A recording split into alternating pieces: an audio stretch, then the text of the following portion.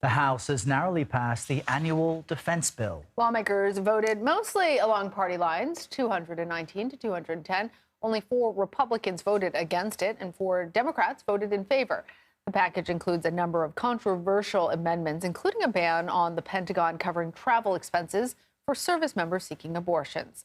CBS News congressional correspondent Scott MacFarlane is there at the Capitol, joining us now. Hey there, Scott. So tell us, what are lawmakers in the House reacting to in the passage of this bill? Lana and Errol, even by congressional standards, this was ugly and this was heated. Let me tell you about the bill, first of all. It's one of those must-pass pieces of legislation. Every year they got to do this to authorize all of the Pentagon's programs, from missiles and weapons to paying service members to providing child care at local military bases. They got to do this.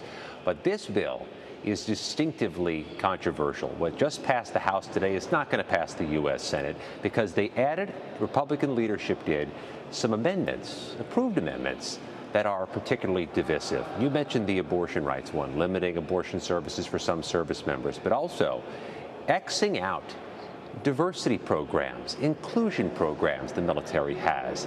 That led to some criticism from Democrats that Republicans are using the authorization bill for the military to perpetuate an agenda that they characterize as racist.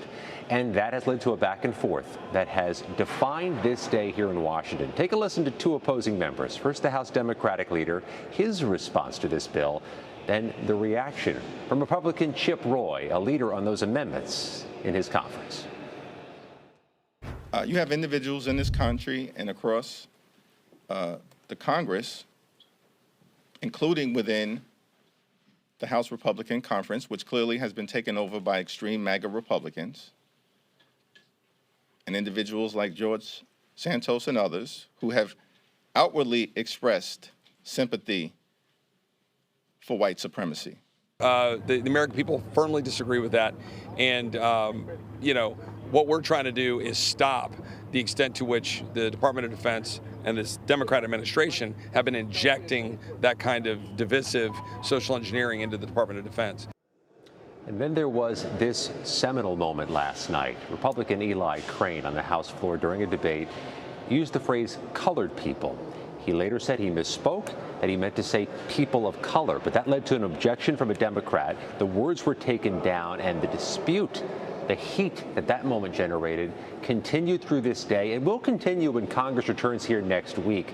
A particularly politically toxic Congress has added a level of toxicity through this debate over the military authorization through the course of this week. Yeah, Scott, really speaks to the divisiveness there in this Congress. What controversial amendments did not make it into the bill? A few were rejected by a pretty large margin. Let me tell you about 2 of them. One would strip aid to Ukraine, an idea pushed by Congresswoman Marjorie Taylor Greene of Georgia. It got about 90 votes of support, 90, not an insignificant number. 90 members of the U.S. House agreed to strip financial federal aid to Ukraine. Pretty contentious issue, won't be part of the law, but a noteworthy vote nonetheless. There was also an amendment to stop the renaming of military bases that had previously been named after Confederate figures, Confederate leaders. That bill, that amendment, didn't pass, but noteworthy that it was offered. This has been a bill that was saturated with controversial amendments, passed with controversial amendments, which means it's not going to get approved in the Democratic-controlled U.S. Senate. And we're going to have one of those debt ceiling type standoffs where some last-minute negotiations or third way is going to have to be found because Congress has to authorize the military each year. Well, that's where we're all sort of scratching our head, because it's not going to pass the Senate. We see that these lawmakers wanted to make a stand there in the House and have passed it. But what happens now to these amendments? What likelihood do any of them have that they're actually part of a reconciled bill? And should we be thinking that any of these are going to stand, or they're really just not? Well, the U.S. Senate is going to take this matter up themselves next week, according to our latest CBS News reporting. They will presumably pass a much different-looking authorization for the military. Then the two chambers, the House and Senate, are going to have to get together and figure all this out. Where do they meet in the middle? Potentially, those amendments, as contentious as they are, might give House members a little more leverage. Remember, the House had some leverage in that debt ceiling dispute, able to get a compromise that was somewhat on their terms.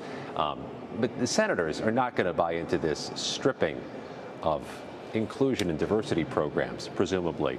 They're certainly not going to support by a majority vote the reduction of offering of travel costs and time off costs for service members seeking abortion services.